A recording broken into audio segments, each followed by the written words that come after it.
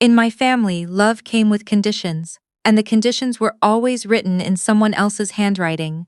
My father built Hargrove Property Group from a single strip mall in Mississauga into one of the largest commercial real estate portfolios in southern Ontario. 43 years of handshakes, rezoning battles, and 5 a.m. mornings. He never let any of us forget it, not at Thanksgiving dinner, not at my university graduation, not even at my wedding. I am the older daughter. The one who went to Schulich, studied finance, came home every summer to shadow him through site visits and investor calls. My younger brother Elliot dropped out of Ryerson after 2 semesters, spent a year finding himself in Costa Rica, and came back with a tan and a LinkedIn title my father invented for him, Director of Strategic Development. There was no strategy, there was no development. There was just Elliot taking up space in the corner office my father gave him, forwarding my emails with his name at the top. I told myself it was fine. That's what you do when you love your family. And your family has a particular idea of who should inherit what. I met my husband at a property conference in Vancouver. He was sitting in the back row of a panel on sustainable urban development, asking the kind of questions that made the moderator uncomfortable because they were too specific, too smart, too informed for someone who wasn't supposed to know that much. He was wearing a jacket that had seen better days, and he had a coffee cup from a gas station, and I thought, this man knows something. His name was Callum. Not a family name, not impressive on paper. He had grown up in New Brunswick, the son of a high school teacher and a mechanic. He had a degree from UNB that my father later described as provincial. He worked as a junior analyst at a small consulting firm in Halifax that my father had never heard of and never wanted to hear of again. We dated for 2 years. I told my father about him slowly, the way you ease into cold water. First I mentioned a friend, then a colleague, then eventually the truth. My father's response was measured in the way that only truly controlled people can manage. He didn't raise his voice. He just looked at me across the kitchen island in the house I grew up in and said, "I hope you know what you're doing, Laurel." I did not know at the time how much weight was sitting underneath those words. The engagement announcement was fine. My mother organized a dinner at Canoe that felt like a hostage negotiation with a dress code. Callum arrived 10 minutes early, shook my father's hand, said the right things, asked genuine questions about the Queen's Quay redevelopment project my father had been working on. My father answered in monosyllables. My brother Elliot talked over him twice. I noticed. Callum noticed. Neither of us said anything. We planned a small wedding. 40 people at a restored heritage property outside of Hamilton that Callum had found through a contact of his. A beautiful old stone building with exposed beams and a garden that backed onto a creek. I handled all the logistics myself because I had been handling logistics my entire adult life. Catering from a family-run Portuguese place in Dundas that I had loved since I was 12. Flowers from a farm co-op in Flamborough. Nothing extravagant. Nothing flashy. We were paying for it ourselves. My father offered to contribute. I should have said no. I said yes because saying yes felt like a bridge, and I wanted a bridge more than I wanted to be right. 2 weeks before the wedding, the caterer called me, not to confirm, to apologize. My father's assistant had contacted them and canceled the booking, citing a family change of plans. When I called my father's office, his assistant told me he was in a meeting. He called me back 3 hours later, from what sounded like a golf course, and said he thought I should reconsider the venue, the guest list, and frankly the whole situation before I made a permanent decision. I stood in the parking lot of the Hargrove Property Group offices, where I had worked for 4 years, and I understood something for the first time with absolute clarity. This was not about the wedding. This was a demonstration. I rebooked the catering through a contact of my own. I covered the deposit personally. I did not tell my father I had done this. The wedding happened on a Saturday in late September. The leaves on the property had gone orange and deep red, and the light came through the old windows in long gold strips across the stone floor, and it was genuinely beautiful. Callum cried when he saw me. I didn't expect that. I am not sure I deserved it, but he did, and it made everything else that day feel very small and far away. My father came. He sat in the front row because he was the father of the bride, and that is where the father of the bride sits. He shook hands with Callum's parents, who had driven from Moncton, and were the warmest, most uncomplicated people I had ever stood next to. He made it through the ceremony without incident. At the reception during the toast, my father stood up with his glass of Okanagan Chardonnay, and said he wished us well, and that he hoped Callum understood the responsibility of being with someone like me, and that he had every confidence that the two of us would find our footing. Then he sat down. Callum leaned over and said quietly, near my ear, "He doesn't need to worry, we're going to be fine." 3 days after we got back from a week in Prince Edward Island, I received a letter, not an email, a physical letter on Hargrove Group letterhead, delivered by courier to our apartment in Westdale. It informed me that my position as Director of Financial Operations at Hargrove Property Group was being restructured. My role would be absorbed into a newly created division under Elliot's oversight. My compensation package would be reduced accordingly. If I had questions, I could contact HR. There was a handwritten note clipped to the letter in my father's handwriting. It said, "You have made your choice, I have made mine." I sat on the floor of our hallway for a long time after that. I don't know how long. The heating clicked on and off. The upstairs neighbor walked across their kitchen. Callum was at work. When he came home, he found me still sitting there, the letter on the floor beside me. He didn't say anything for a moment. He sat down on the floor next to me, which ruined the knees of his good pants, and he read the letter, and then he set it down carefully and said, "Okay. Let's figure out what we're going to do. Not I told you so, not what do you want me to do. Just, let's figure it out." I filed for severance. I was entitled to it under the employment agreement I had signed 6 years earlier, the one my father's own lawyer had drafted, the one he had apparently not reread recently, because it contained a clause requiring 12 weeks' notice or pay in lieu, plus benefits continuation. His HR manager, a kind and clearly uncomfortable woman named Ms. Ademi, processed it without comment. I spent 2 weeks feeling genuinely terrible. I want to be honest about that because I think it matters. I was angry and embarrassed, and I missed my mother, who called once and mostly talked about how hard this was on my father, which was its own specific kind of pain. I cried in the shower more than once. I sent out my resume and got no responses because my entire career had been at a private family company, and my professional references were all people who now reported to my brother. On the 15th day, Callum came home with takeout from the Vietnamese place down the street and a printed spreadsheet. He set both on the table and said, "I want to show you something." The spreadsheet was a business plan, not a rough idea. A proper, detailed business plan with a 12-month cash flow projection, a market analysis of underserved commercial real estate opportunities in the Hamilton-Brantford corridor, a list of potential anchor clients, and a capitalization structure I didn't immediately understand. I said, "Callum, where did this come from?" He said, "I've been working on it for about 8 months, I said. 8 months, he said. "I wasn't sure when you'd need it, but I wanted it ready." The capitalization structure I didn't understand was because it included an investor I had never heard of. A private equity firm based in Calgary called Ridgemont Capital Partners. I asked how Callum knew anyone at a private equity firm. He was quiet for a moment, in the particular way he gets quiet when he is choosing how much to say. Then he told me. The consulting firm in Halifax where he had worked as a junior analyst, the one my father had called Provincial, was a subsidiary. A deliberately low-profile subsidiary of a holding company that Ridgemont Capital Partners had been operating quietly for 11 years.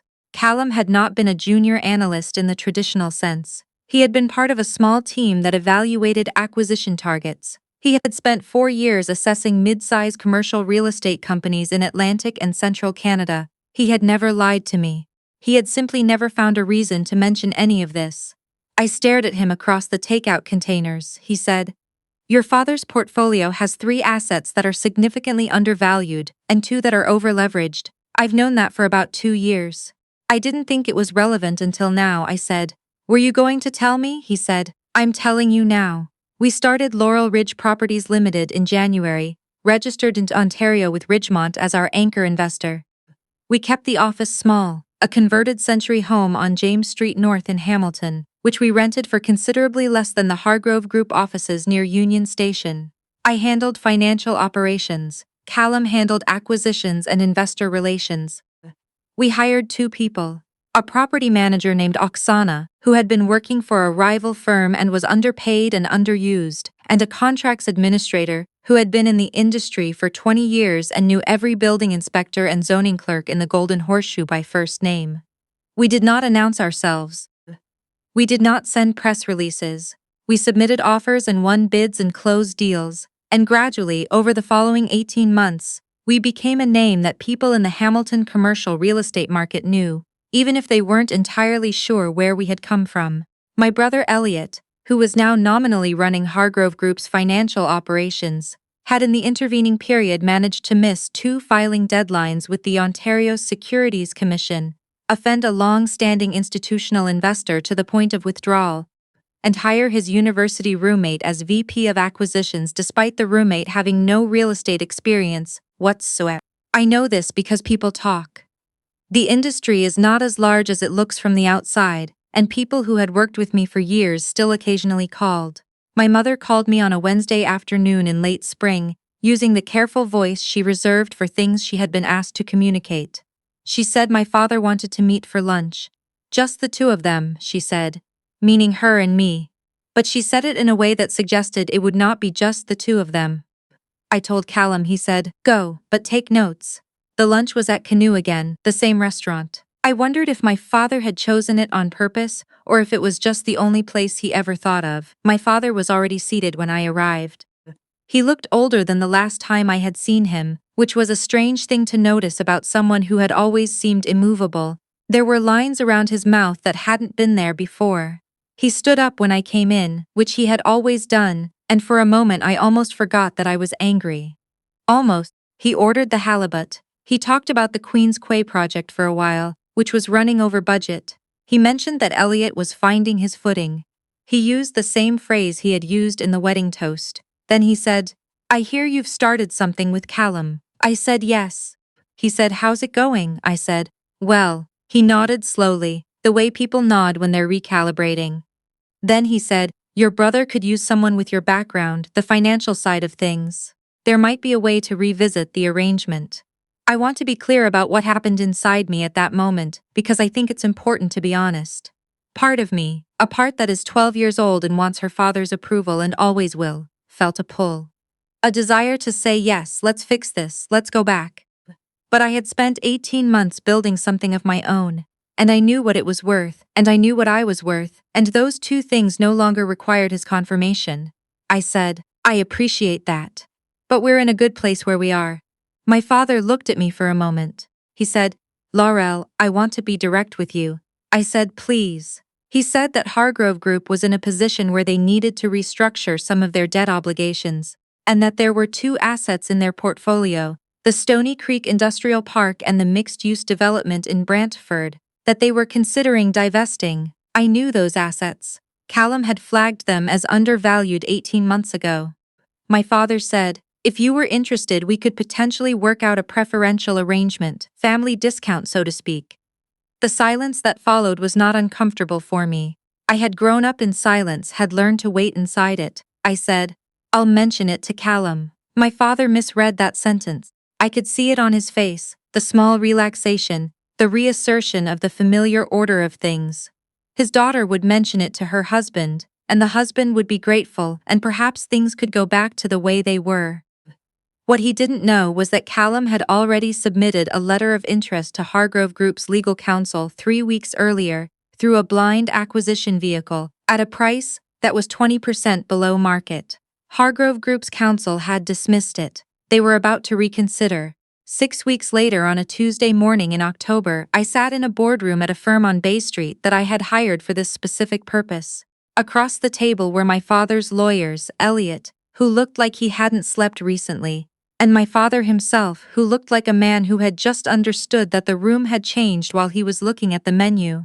Ridgemont Capital Partners had acquired, through a series of transactions over the preceding 8 months, a significant minority stake in Hargrove Property Group's publicly listed holding entity, a detail that had been technically possible because my father had taken a small portion of the company public 6 years ago to facilitate an unrelated transaction, and had, in the intervening years, not paid attention to the shareholder register the way he should have. Callum was not in the room. He had suggested he shouldn't be, and he was right. This was between me and my father. I slid a proposal across the table. It was a governance restructuring agreement. Hargrove Group's board would be reconstituted. Elliot would move to an advisory role with no operational authority. The Stony Creek and Brantford assets would be transferred to Laurel Ridge Properties at the price Callum had originally offered, which was now actually slightly above the revised market value given recent comparable sales. And I would return to Hargrove Group, not as Director of Financial Operations but as CFO, with board-level authority, full operational oversight, and an employment agreement that did not depend on my personal relationships. My father looked at the document for a long time. He looked at Elliot, who looked at the table. He looked at his lawyer, who said nothing because there was nothing helpful to say. Then he looked at me. He said, "You planned this." I said, "Callum and I planned it together." He said, "He knew, from the beginning." I said, "He didn't plan it from the beginning. He planned it from the day you sent a courier to our apartment." My father was quiet for a moment. Outside the windows of the boardroom, the city was doing what Toronto does in October, gray and bright at the same time, that particular northern light that makes everything look serious. He picked up the pen. He signed the document, not quickly, not angrily. Slowly, carefully, the way he had signed every significant document in his career, like it mattered, because it did. Elliot left the building without speaking to me. My father stood up and buttoned his jacket and said, "I underestimated him." I said, "You underestimated both of us." He looked at me for a long moment and something moved across his face that I did not have a name for then and still don't entirely. It wasn't quite pride, it wasn't quite sorrow, it was something older and more complicated. He said, "Your mother wants you to come for Thanksgiving." I said, "We'll come for Thanksgiving." That was 8 months ago. I am the CFO of Hargrove Property Group now, and Laurel Ridge Properties continues to operate independently, with Callum running it, and the two companies have a formal partnership agreement on 3 projects currently in development. Elliot is in Vancouver, we speak occasionally. He has started something small in the hospitality sector, which might actually suit him better. He was always better with people than with numbers, and no one told him that for 32 years because it would have required admitting something about the plan. My father and I have lunch twice a month. We talk mostly about work, which is how we have always talked best. Sometimes he asks about Callum, and I can hear in the question the slow, difficult work of a man revising his understanding of something he thought he had already figured out. My mother makes too much food whenever we come over and pretends not to notice that she's doing it. Callum fixes things around their house without being asked. A door that stuck, a faucet that dripped, and my father watches him do it with the expression of someone taking an accounting of a very long mistake. I don't know what kind of piece this is, but it is real, which is more than I had before, and it was built by 2 people who knew what they were doing, long before anyone gave them credit for it.